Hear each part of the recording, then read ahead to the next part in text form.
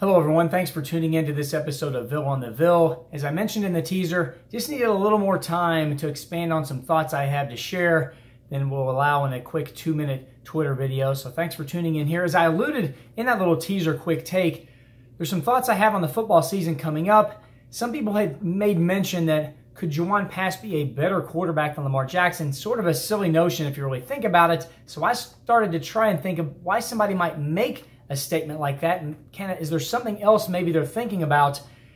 And I started to think about ways Louisville's offense could be better this season with Juwan Pass at quarterback than they were with Lamar Jackson. The first thing that sticks out to me, and it has nothing really to do with the quarterback, is will that running game develop? The running game that we're used to under Bobby Petrino, in particular when he was here the first go-around, that running game, that consistent ability to chew up yardage on the ground, impose your will on the other team.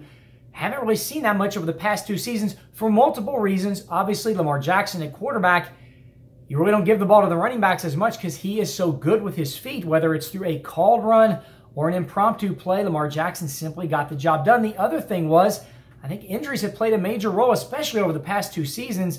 Guys, right as they seem to be breaking through, suffer an injury, whether it's Dave Williams in spring ball, Cohen Wilson last fall. Guys, you start to see how dynamic they can be, and then boom, they're hit with an injury. That kind of falls back and puts pressure on the dynamic playmaker Lamar Jackson. So if they can stay healthy, I think you have some guys with some talent in that backfield. Will they show that? Will we see that running game that we've been missing over the past couple of years? You remember, several times over the past couple of seasons, Bobby Petrino has said we need to get back to doing more of that, handing the ball off, getting it under center, handing it off to the running back, and running the ball the way we did so well back when I was here the first time. But we never really got around to that. And I think it was those multiple reasons I just touched on. So looking forward to seeing if maybe that's an area Louisville's offense will be improved upon, that true traditional running game this fall when they kick things off. And the other thing, and they kind of tie together, is over the past couple of seasons, if you look for one of the biggest weaknesses with Louisville's offense, when you look at the numbers, they turned out really good. When you look at the scoring, you look at the yardage,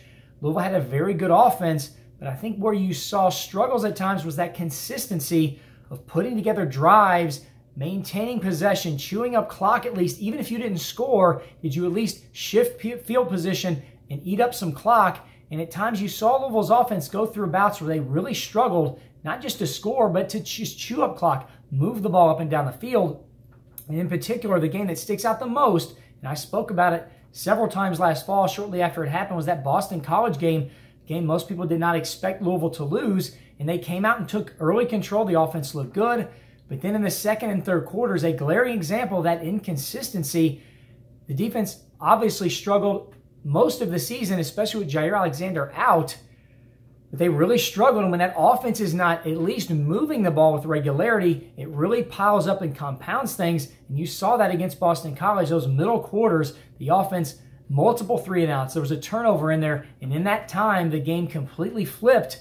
Boston College took the lead, took control. Now, in the end, Louisville still looked like they were going to win it, but then it was a turnover, gave the ball back to BC. They kicked the winning field goal. So will we see a little bit more consistency out of the offense? And by that, just not going through those bouts where they struggle to move the ball and they have those quick 3-and-outs, because let's be honest, that's not what we were used to from Bobby Petrino's teams, and it really kind of left you scratching your head at times when you knew the playmakers that Louisville had with Lamar Jackson, with Jalen Smith, other guys.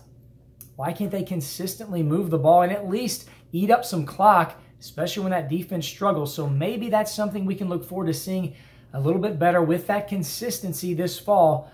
And I think really that running game, that true running game coming back on board, maybe that will help create that consistency. So that's in the back of people's minds when they say Juwan Pass will be a better quarterback. Maybe Pass really won't have anything to do with it. It's just the type of quarterback he is, relying on others to make plays, will make Louisville's offense maybe a little bit more dynamic overall and maybe a little bit more consistent on the football field. So those are a couple of things I'm really kind of looking forward to seeing this fall when they kick things off. But we got a ton of time between now and then to talk plenty about football. The other thing I wanted to touch on was just another tip of the cap to Vince Tyra.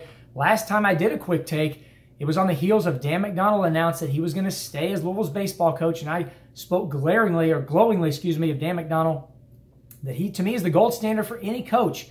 He seemingly does the right thing at the right time all the time, whether it's on the field, in the community. He is a fantastic coach and leader for young men. And that was a fantastic job by Vince Tyra to keep him on board at Louisville. And I said, if it's any indication, folks should not be worried that Vince Tyra is going to get the job done with Jeff Walz. And lo and behold, last week, the announcement came out, the details of Dan McDonald's extension and Jeff Walz's extension. So Tyra did indeed get the job done. So he, I think, has closed the door officially on anybody who may have had doubts over Vince Tyra's ability to lead Louisville's athletic department. He has done a fantastic job in a very challenging start to his career as AD at U of L. He has knocked it out of the park on multiple occasions and shown that he is a very capable leader. Finally, the NBA draft, we're on the heels of that. I think the name most people expect you might hear now is Ray Spalding. There's been some talk, maybe Utah is interested. I'm sure Donovan Mitchell being there, talking in some ears isn't going to hurt, but how cool would that be? Ray Spalding, who just worked out with the Jazz, as did Deng Adele here just the past couple of days. Maybe one of those two ends up in Utah. Boy, would there be a huge contingent of fans in Louisville interested in that happening. But I think Ray Spalding, the most likely guy now, he's starting to creep into those mock projections that he might have his name called in the NBA draft. Thank you very much. I'm going to wrap things up here. I want to thank you for tuning in to this episode of Ville on the Ville. As always, go Cards.